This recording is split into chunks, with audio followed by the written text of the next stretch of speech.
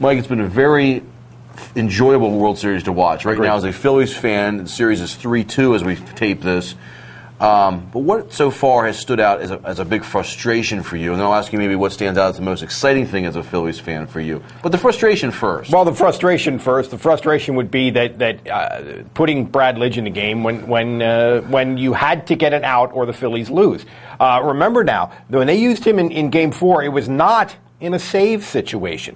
It was tie game, 9th inning, which is more high leverage. More each out is more important than in a save situation. And this is a guy who I think he's back physically. I think his stuff is there. I don't think he's hurt anymore. But something goes wrong, and between the ears, mentally and emotionally, he still is in collapse mode. The Johnny Damon at bat in that inning, where he came within probably a 32nd of an inch of striking him out and ending the inning.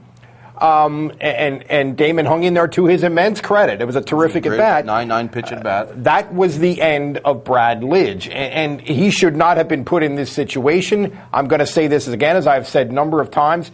Statistically, advanced statistical metrics, this was the worst pitcher in Major League Baseball this year. I don't think he should have been on the postseason roster. Wow. And even though he did pitch pretty effectively in the postseason up to this point, but you're playing with fire to an extreme degree, and I think it was a bad mistake and enormously frustrating from a Phillies standpoint. A couple points. You have said that all along, even before they made the postseason. You said don't put him on the roster. The national media has said, oh, Brad Lidge is back. He had 3 saves going into the World Series. He's pitching great. And I'm like, are they watching the same game? How can you understand baseball so little to say that?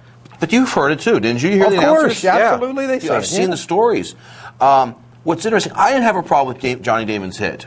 9 pitch at bat, he got a hit. Terrific. I didn't have a problem with him stealing second and third. Fluky play, heads up play on his part. Well, my problem was when Damon was at third, Lidge abandoned his best pitch. Yes. If you're going to lose with your best stuff. Which is another reason why. No more why. Slider, went to a fastball only to A-Rod right down the middle. There's where I had a problem. Then the Scherer goes to third on that after he hit the Scherer, and he does it all over again. That's another reason why he's a mess in that situation. Throw the slider. If it gets away, it gets away. That's on the catcher, not you. Think about this.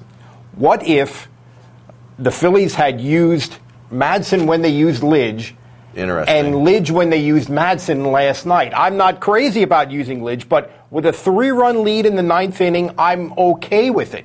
Maybe the Phillies are leading the series 3-2 now. What happened to Scott Air? He was being used in those situations, and then if he got in a jam, they brought in Lidge maybe with 2 outs, just get him out of it.